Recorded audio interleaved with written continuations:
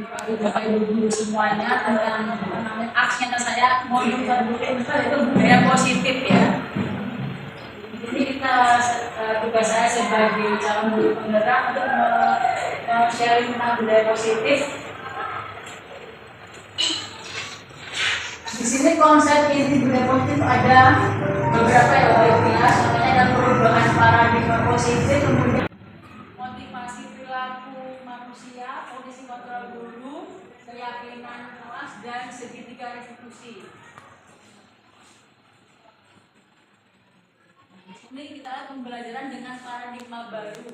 Pembelajaran dengan paradigma baru merupakan pembelajaran yang dirancang berdasarkan prinsip pembelajaran berdiferensiasi sehingga peserta belajar sesuai dengan kebutuhannya berdasarkan tahap perkembangan sesuai dengan teori psikologi modern yang lebih profil pemuda Pancasila. Di sini ada miskonsepsi tentang teori kontrol. Yang pertama, ilusi guru mengontrol murid. Kemudian itu ada ilusi kritik dan membuat rasa bersalah yang bisa merubah karakter siswa. Kemudian ada ilusi bahwa semua penguatan positif itu akan bermanfaat, dan yang keempat, ilusi bahwa orang dewasa itu berhak untuk memaksa.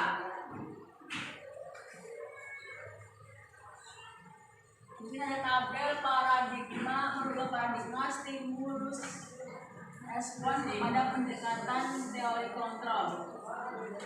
Di sini stimulus respon tentang dunia, kemudian sampingnya ada teori kontrol tentang dunia. Realitasnya adalah kebutuhan kita sama, teori kontrolnya yang realitas kebutuhan kita yang berbeda. Kemudian yang kedua, semua orang melihat hal yang sama. Teori kontrol tentang dunianya, setiap orang memiliki gambaran yang berbeda. Yang ketiga, kita mencoba mengubah orang agar berpandangan sama dengan kita. Teori kontrolnya, kita berusaha memahami pandangan orang lain tentang dunia. Yang keempat, perilaku. Yang keempat, perilaku ya. Karena seorang itu Anda tidak bisa mengontrol orang lain. Kemudian yang ketujuh, pemaksaan ada pada saat bujukan gagal. Teori kontrolnya dunia itu kolaborasi dan konsensus menciptakan pilihan baru. Yang terakhir, model berpikir menang atau kalah. Dan teori kontrolnya dunia berpikir menang atau kalah. Kemudian di sini disiplin positif ya Bapak Ibu ya. Jadi disiplin positif ini berasal dari kata disiplina, yaitu artinya belajar. Disiplin mengacu pada disiplin diri yang memberi tanggung jawab terhadap apa yang dilakukan berdasarkan nilai dan diyakini. Kemudian salah satu cara penerapannya adalah menumbuhkan kesadaran serta memperdayakan peserta didik tanpa imbalan, penghargaan, ancaman atau hukuman. Jadi kita sebenarnya nggak boleh memberi mereka itu hukuman atau ancaman pada siswa. Sebagai pendidik kita adalah tujuannya menciptakan peserta didik yang memiliki disiplin diri sehingga mereka berperilaku mengacu pada nilai kebajikan universal dan memiliki motivasi intrinsik dalam perubahan perilaku ke arah yang lebih baik. Nilai-nilai kebajikan di sini ada disepakati bersama ya, bahwasanya contoh nilai kebajikan adalah satu, profil pemuda Pancasila di mana beriman, bertakwa pada Tuhan Yang Maha Esa dan berakhlak mulia, berkebinekaan global, gotong royong mandiri, berharap kritis dan kreatif. Kemudian untuk IGO primernya yaitu toleransi, rasa hormat, integritas mandiri, menghargai, antusias, empati, keingintahuan, kreativitas, kerjasama, strategi dan komitmen. Kemudian di sana ada 9 pilar karakter. Pertama, cinta Tuhan dan segenap ciptaannya, kemandirian, tanggung jawab, kejujuran, diplomatis, hormat dan santun, dermawan, suka menolong, gotong royong, percaya diri, kreatif, bekerja keras, pemikiran yang baik dan baik, rendah hati, toleransi, dan kedamaian dan kesatuan. Kemudian di sini kita lihat kebutuhan dasar manusia, karena siswa itu kan dari karakter yang berbeda-beda gitu ya. Jadi mereka tumbuh di lingkungan yang berbeda-beda, makanya kita tahu dasar kebutuhan itu apa. Segala sesuatu yang dibutuhkan oleh manusia untuk mempertahankan keseimbangan kondisi psikologis dan fisiologis yang bertujuan untuk mempertahankan kehidupan dan kesehatan.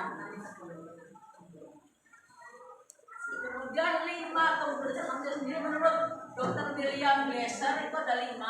Yang pertama kepenguasaan, yang kedua kesenangan, bertahan hidup, rasa yang anak diterima, serta kebebasan. Jadi anak itu kalau di kelas itu bisa saja ada yang ngalem, ada yang nggak butuh gurunya, ada yang pura-pura dia senang tapi dia nggak senang. Itu adalah bawaan dari latar belakang mereka.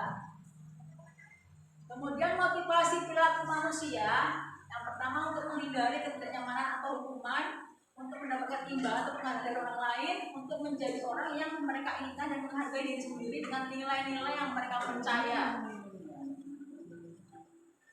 Selanjutnya konsep disiplin dengan identitas gagal. Di sini ada hukuman dan ada penghargaan. Yang hukuman itu pasti akan menyakitkan siswa. Yang kedua tidak nyaman. Kemudian yang ketiga membuat rasa takut, memaksa murid menyembunyikan kesalahan, dan yang terakhir murid jadi rendah diri. Dengan penghargaan itu akan menimbulkan tidak efektif, merusak hubungan sifat diri, mematikan kreativitas, menghukum dengan sistem ranking, merampas hak sebagai dirinya. Kemudian diisi konsep disiplin dengan nilai sukses. Konsekuensinya adalah penguatan jangka pendek, perlu monitoring berkelanjutan, stimulus atau respon, murid menghormati peraturan, yang terakhir kehilangan waktu untuk merenungi kesalahan. Kemudian resolusinya adalah murid bertanggung jawab untuk perilakunya, fokus pada pemecahan masalah jangka panjang, murid menghormati dirinya dan orang lain, teori kontrol.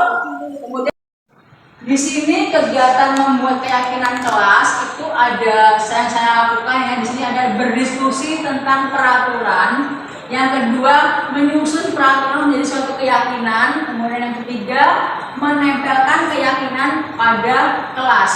Jadi semakin banyak kelas itu ditempel-tempel, ada misalnya hasil produk anak, hasil belajar anak, kemudian kesepakatan kelas, itu semakin bagus, semakin menarik kelas kita nanti akhirnya. Kemudian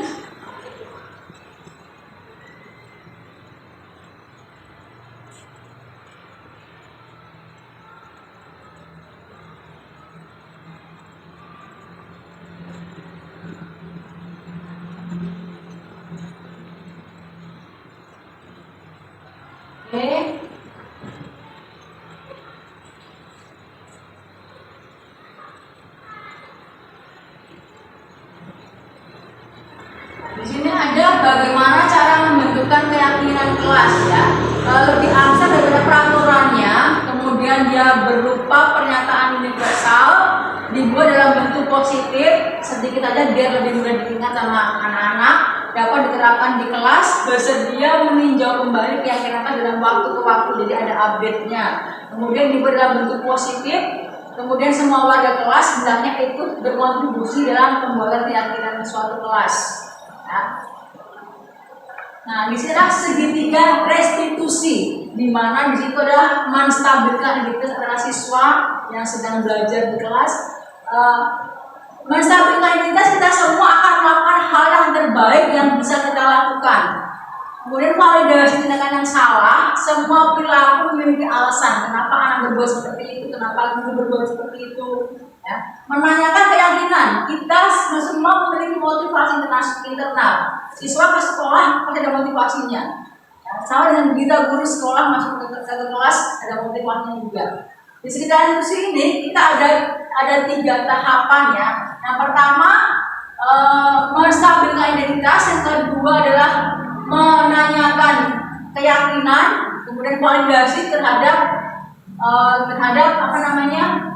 tindakan yang salah. Nah, di situ nanti akan ada tampak hal. Di situ contohnya adalah kita di sini saya akan menjelaskan tentang segitiga restitusi ya. Segitiga restitusi di mana kita ada hukuman, ada konsekuensi ya. Jadi di sini kita akan melakukan yang terbaik yang kita lakukan untuk siswa kita. Di situ ada di mana kita bisa menstabilkan identitas dalam kondisi seperti itu, kemudian menanyakan keyakinan dan validasi terhadap yang salah. Misalnya ya, ada anak yang ke sekolah dia tidak sesuai seragamnya dengan apa yang hari ini dipakai mereka. Dan misalnya anak itu ke sekolah dengan menggunakan dasi. Nah, kita harus bisa mengkondisikan bagaimana agar anak itu tidak tidak merasa takut atau tidak merasa tertekan dengan kondisi mereka di saat itu. Kita di sini harus berfungsi, berperan sebagai guru, sebagai manajerial, di mana kita bisa memberikan nasihat, memberikan konsekuensi, tapi tidak membuat mereka untuk takut.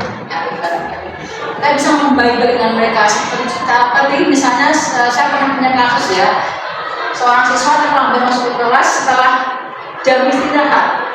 Kita harus tanya dulu apa sih masalah mereka, kenapa mereka terlambat masuk ke kelas, apa yang mereka lakukan, kenapa mereka terlambat. Nah, kita harus mengoreksi dulu, menanyakan ke siswa bagaimana apa yang dia lakukan, kita lihat dulu. Kemudian saya akan menjelaskan tentang di sini ada kontrol dulu ya.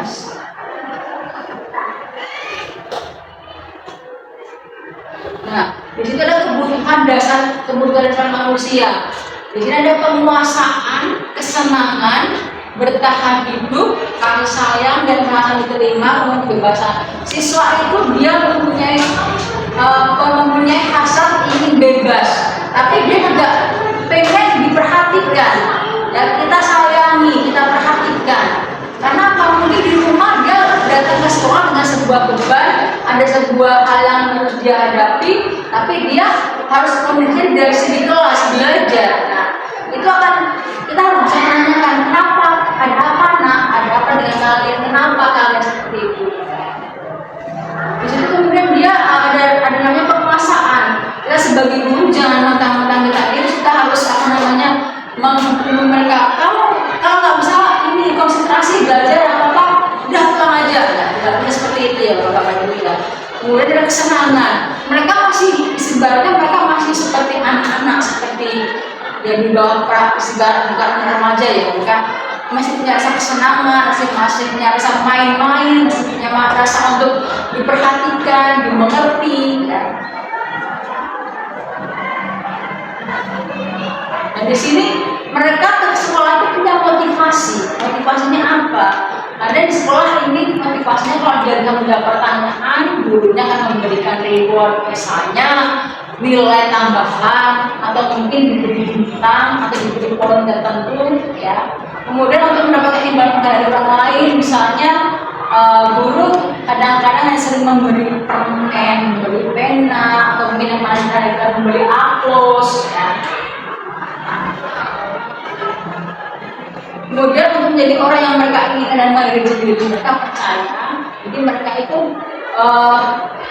di kelas itu ya, kalau kita bisa saling menghargai sama lainnya, murid siswa menghargai gurunya, guru menghargai siswa, itu insya Allah akan terjalin hubungan kolaborasi yang luar biasa. Jadi murid di kelas itu memperhatikan, merasa dihargai, merasa keberadaan mereka itu merasa oh saya ini ada loh di sini, guru ini perhatian sama saya nggak sendiri ya di kelas ini. Secara dengan guru juga, kalau guru kita ngomong di kelas, tapi mereka nggak mau tahu gurunya ngomong menjelaskan ya percuma saja. Kita ngomong di depan kelas, tapi mereka nggak mendengarkan ya percuma aja. Ya. Kemudian di sini saya akan menjelaskan tentang pembelajaran dengan paradigma baru, di mana filosofi Gaya Dewantara itu yang kita sering dengar yaitu tentang Ema Diomangkaso, Eka Sunderodo, Pimpinan Terlani. Kita sebagai guru bisa sebagai pamong bagi siswa kita, di mana kita harus menuntut mereka, mengajari mereka, membimbing mereka, ya, bukan sebagai orang yang berkuasa yang hebat dan orang yang lebih daripada kita harus menuntut mereka. Karena apa? Ibaratnya kalau di kebun itu Bapak Ibu ya, kita menanam singkong, itu pasti punya singkong. Kalau kita menanam singkong punya jagung, itu nggak mungkin. Ya, jadi ibaratnya seperti itu. Dan kalau tanaman itu kita pupuk, kita siram, kita rawat, itu hasilnya akan lebih bagus. Jadi tanaman yang kita tanam kita biarin aja, biar aja alam yang mengkondisikan itu tidak bisa. Jadi kita harus memupuknya, menyiramnya, memperhatikan, mengamati, sehingga nanti hasilnya yang akan kita dapatkan dari itu adalah hasil yang terbaik. Di sini ada profil pelajar Pancasila. Ya. Yang pertama adalah beriman, bertakwa, bertunduk Maha Esa. Kita harapkan anak kita nanti bisa berakhlak, ya, berakhlak. Contohnya apa? Misalnya kita mengadakan Jumat mengaji di awal sebelum belajar. Kemudian apa namanya? Dia dibiasakan untuk melakukan sholat duha pada pagi hari.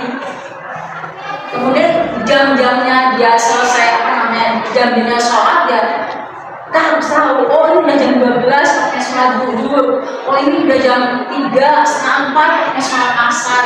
Jadi mereka tahu jam-jamnya ya.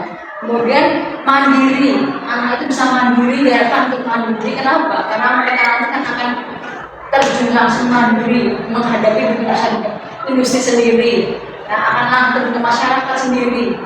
Kalau mereka tidak bisa mandiri, mereka akan dalam orang lain, maka hidupnya akan selalu dengan orang lain.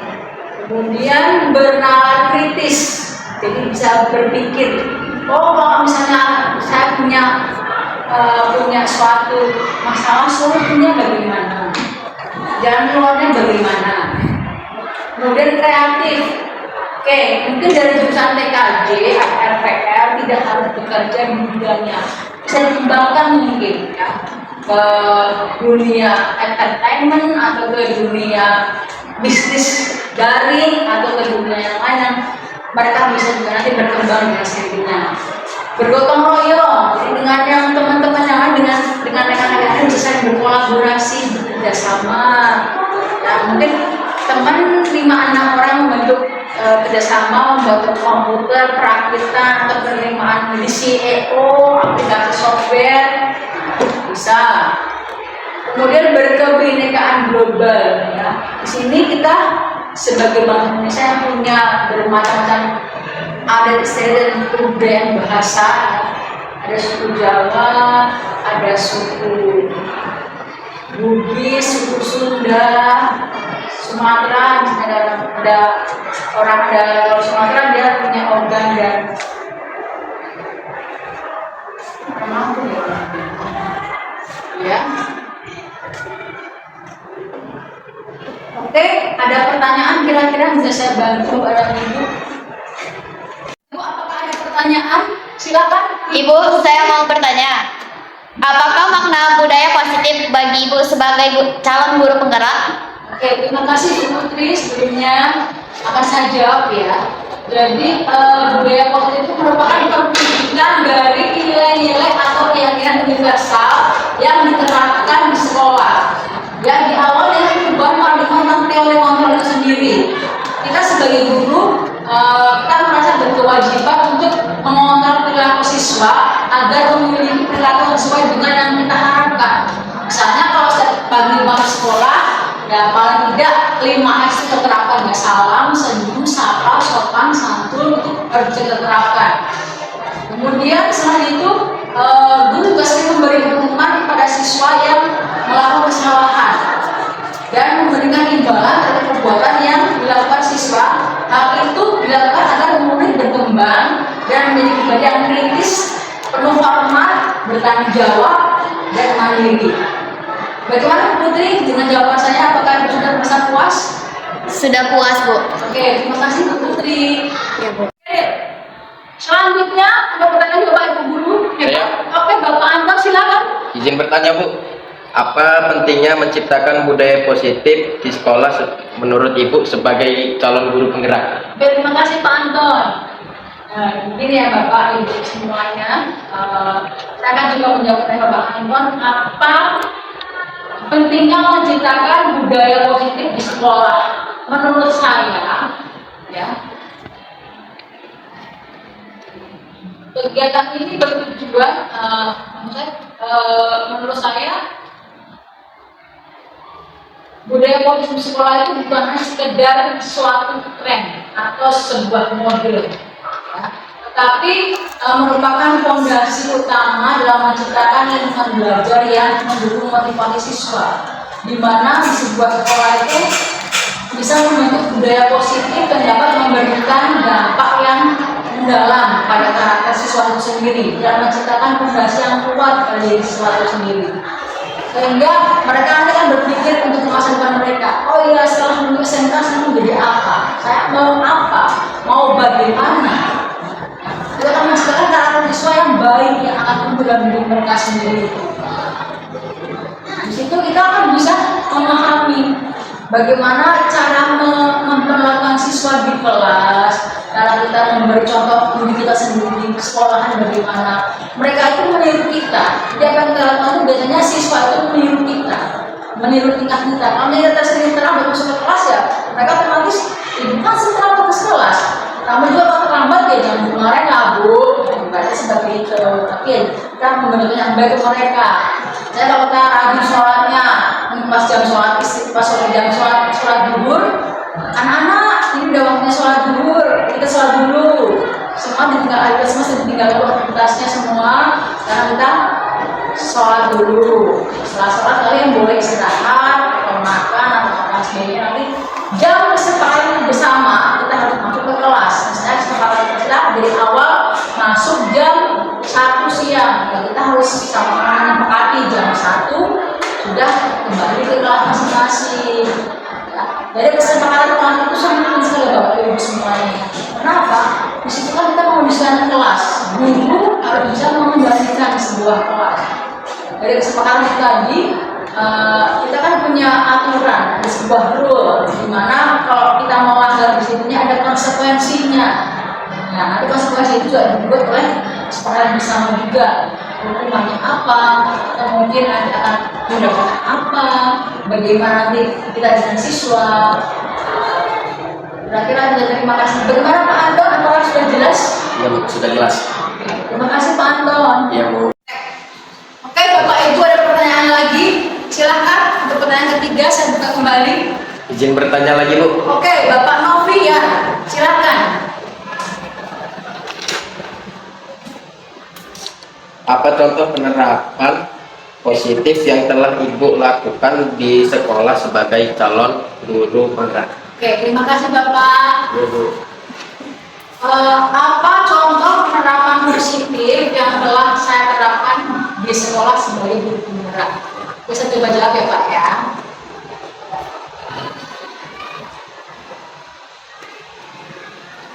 Di sini ada 5 poin yang saya bahas Pak. Yang pertama adalah mempererat hubungan kekeluargaan dengan siswa dan rekan sejawat, kemudian memiliki sikap tenggang rasa, kemudian saling menghormati, menghargai dan menyayangi, kemudian mau bekerjasama dalam sebuah keluarga besar sekolah, kemudian tidak menginginkan diri sendiri, ya kemudian kita tetap harus berarah atau beracuan pada budaya positif di sekolah kita. Jadi kelima keterkaitan itu saling berhubungan erat. Kemudian saya akan menambahkan lagi sedikit tentang budaya positif tadi. Ya, ini budaya positif itu kita punya yang pertama adalah gerakan literasi sekolah. Di sini kita sudah lihat bahwa di setiap kelas itu kita punya ruang baca, di mana siswa bisa memulai memotivasi dirinya untuk suka atau belajar membaca, untuk membaca, hobi membaca.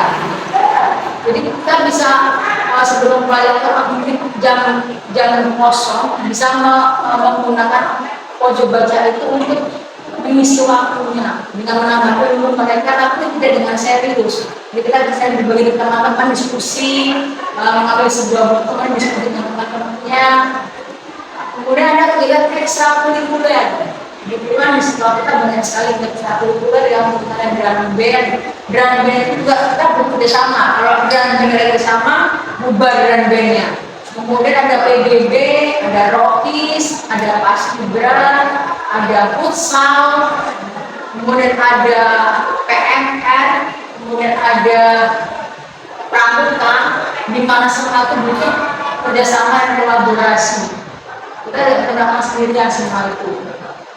Kemudian itu ada kegiatan pembiasaan awal proses belajar. Dan di sekolah kita ada penyambutan siswa. Penyambutan siswa kita sudah terjadwal. Hari Senin, Selasa, Rabu, sampai hari Jumat yang sekolah kita punya jadwal siapa yang akan menyambut siswa. Kita belajar untuk menyapa siswa, memberi motivasi berminggu kelas. Selamat pagi, Nak. Assalamualaikum. Bagaimana kabarnya hari ini? Selalu tersenyum.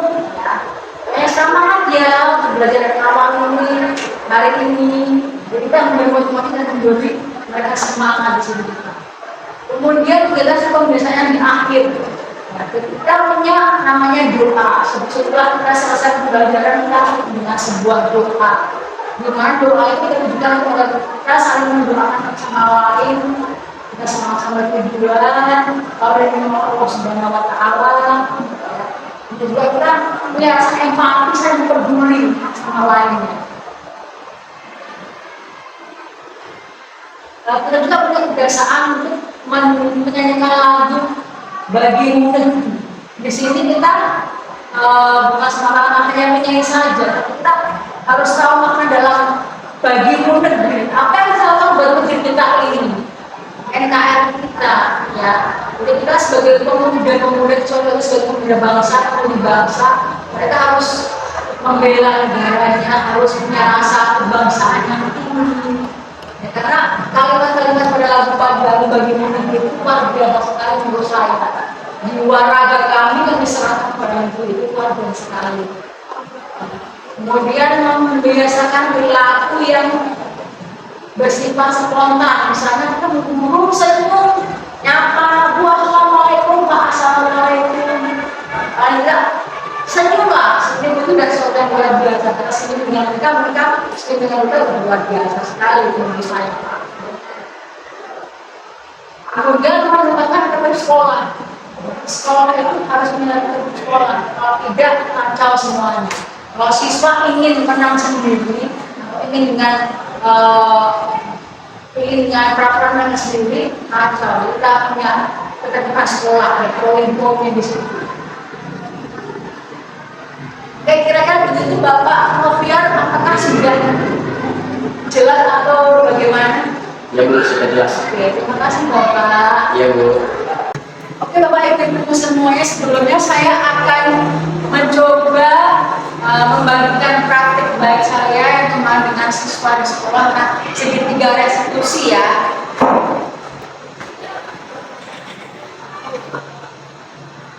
Saya punya videonya tentang bagaimana caranya mengendalikan atau menggunakan segitiga restitusi sebagai solusi dari masalah yang saya hadapi di kelas.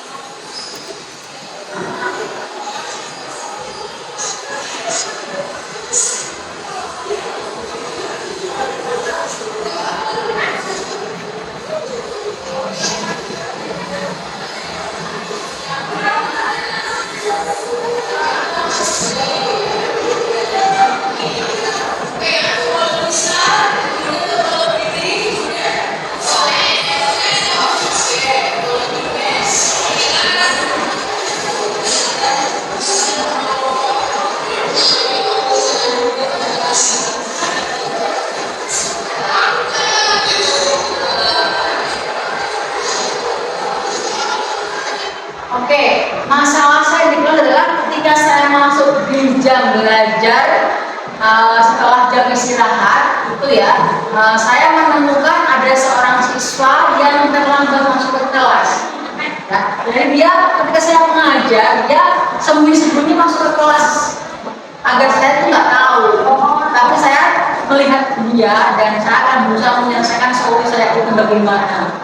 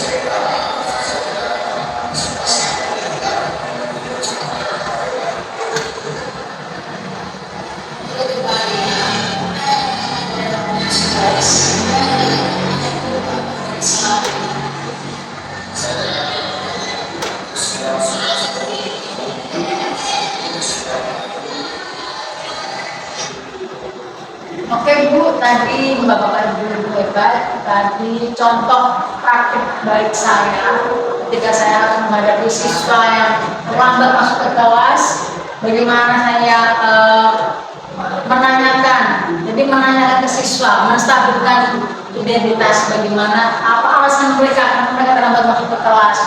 Ya.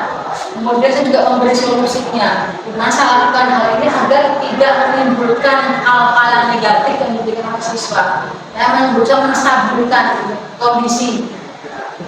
Jadi saya lihat namanya Fatur. Jadi Fatur ini dia merasa tidak bersalah ketika saya sudah masuk ke kelas, saya sudah mulai mengajar.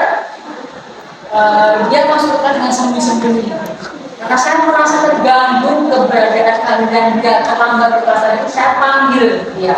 Saya coba bertanya, saya coba mengobservasi ada apa, masalahnya apa, kenapa sampai kelas masuk. Ternyata dia mempunyai dia mengemukakan masalahnya. Jadi yang pertama dia harus mengantri dulu ketika di kantin. Jadi untuk beli makanan itu karena terlalu banyak siswa yang datang ke tempat itu dia harus mengantri dulu. Yang kedua, ketika dia beli makanan ada teman di situ ketemu dan mereka ngobrol. Karena ngobrol keasikan ngobrol, dia lupa kalau 6 jam sudah habis istirahatnya. Ya. Kemudian dia bilang, Bu, saya gak sengaja minta maaf. Dan akhirnya dia menyadari kesalahannya, kemudian dia minta maaf, dan kemudian dia berjanji nggak mengulangi lagi kesalahannya yang dia lakukan kemarin. Dan kita berusaha memaafkan, memberi peringatan jangan sampai nanti kejadian ini terulang lagi dengan gudang atau dengan saya di lain waktu. Jadi kira-kira begitu Bapak Ibu, semoga mudah-mudahan nanti kalau misalnya ada hal yang benar-benar sama dengan yang saya hadiri bersamanya bisa membuat solusi yang terbaik untuk siswa. Oke Bapak Ibu hebat semuanya, saya akan memberikan contoh lagi yang pertama di 3 terus.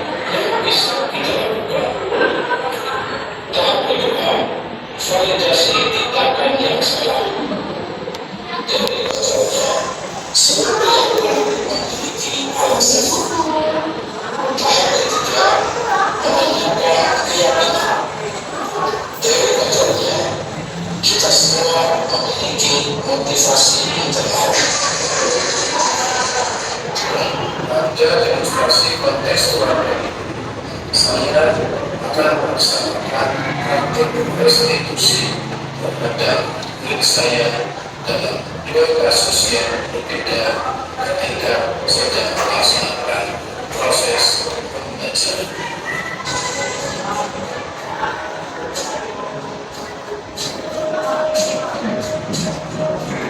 Ini contoh lain ya Bu ya, jadi biar semakin jelas mungkin yang ada di yang lebih jelas. Jadi kasusnya di sebuah kantin di siswa yang kurang teman-teman yang berjalan.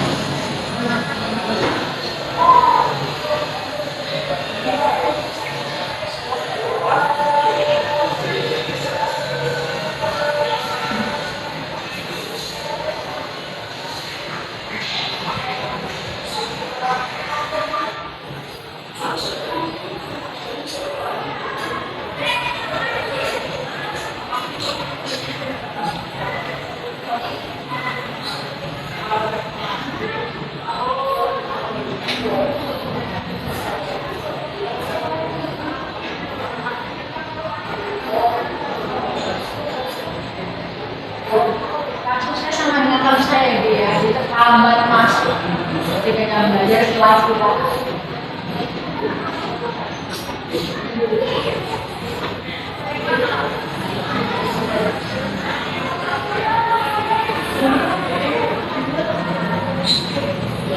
Di sini seorang guru berusaha untuk menstabilkan kondisi di kasus.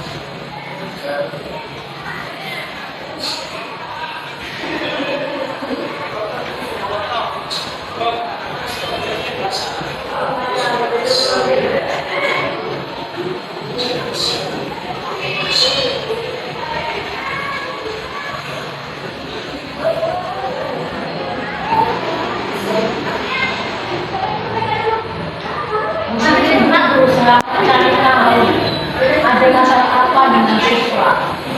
Dia telah menghukum dengan marah-marah untuk tahu dengan mengorek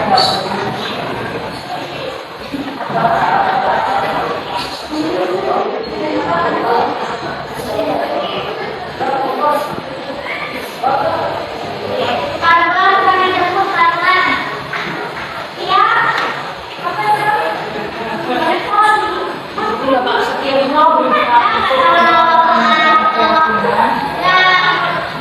masalah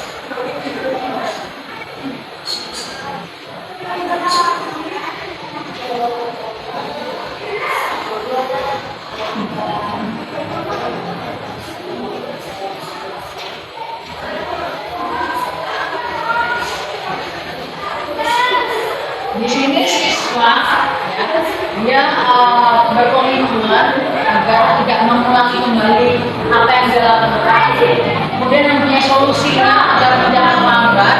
Jadi dia ada kesepakatan antara guru dengan siswa tersebut untuk memperbaiki agar suatu saat nanti tidak terjadi lagi hal yang seperti itu terulang kembali.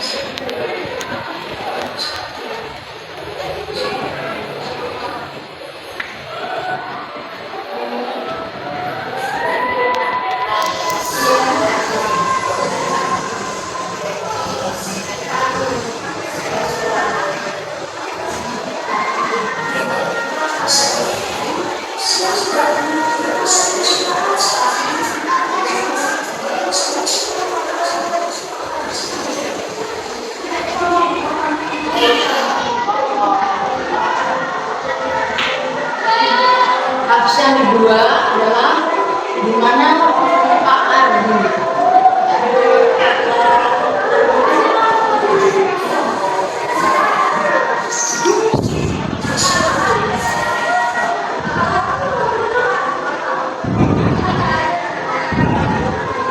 kedua ini adalah pelajaran IPA di mana sebuah kelas Pak Ardi sedang menjelaskan materinya, tiba-tiba kebutuhan dan ada anak yang bertengkar, di mana bertengkar kemudian sambil ngomong ya kata-kata kebenaran keluar semua ya Bapak Ibu ya. Bagaimana itu Pak Ardi mengkondisikan kelas, menstabilkan kelas agar kembali normal kondisinya dan bisa belajar kembali.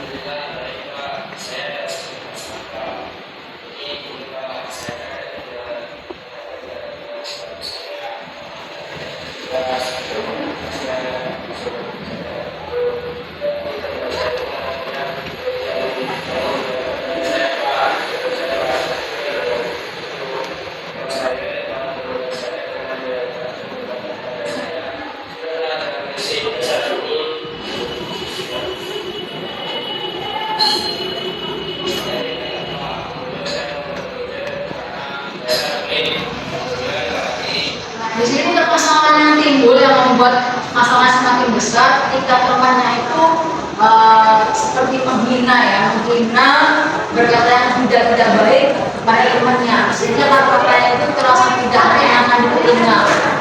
Dan itu membuat konflik itu bertambah.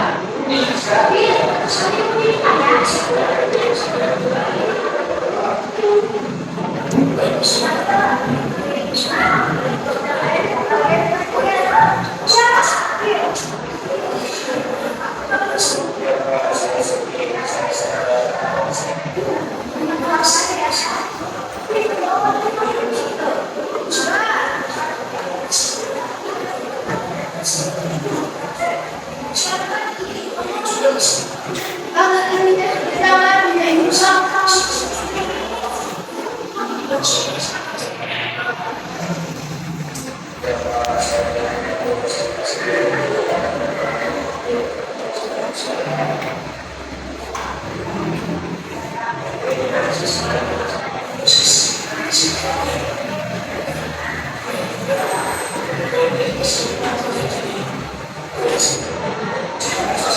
luar biasa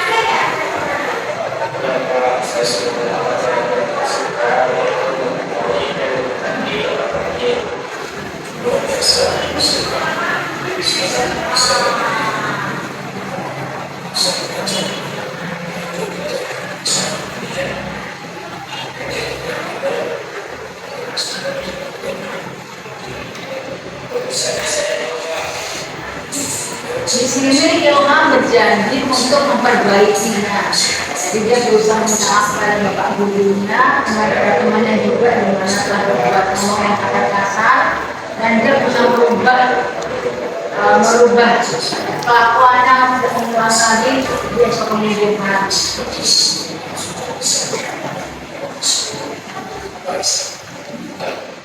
pasti sekarang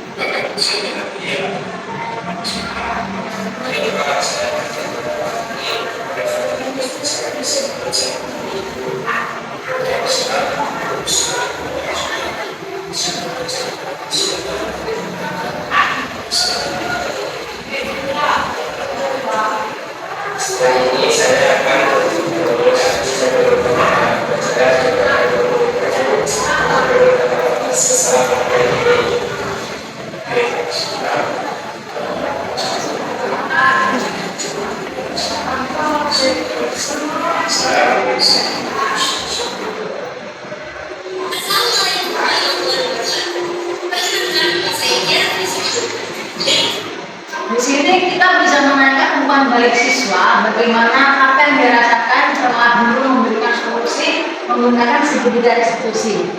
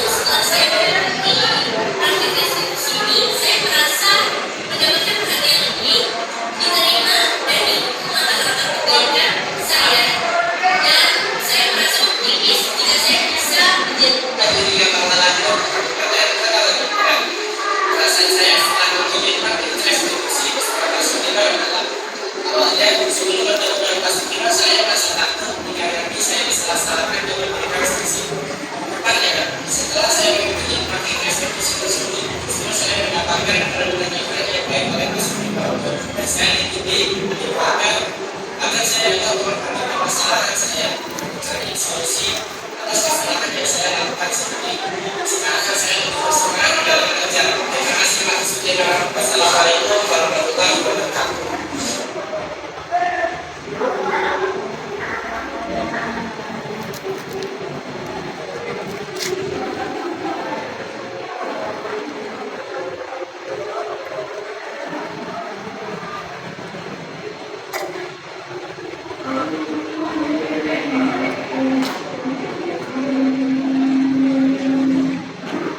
Jadi bapak-bapak guru hebat semuanya. Jadi bapak-bapak ibu yang hebat semuanya.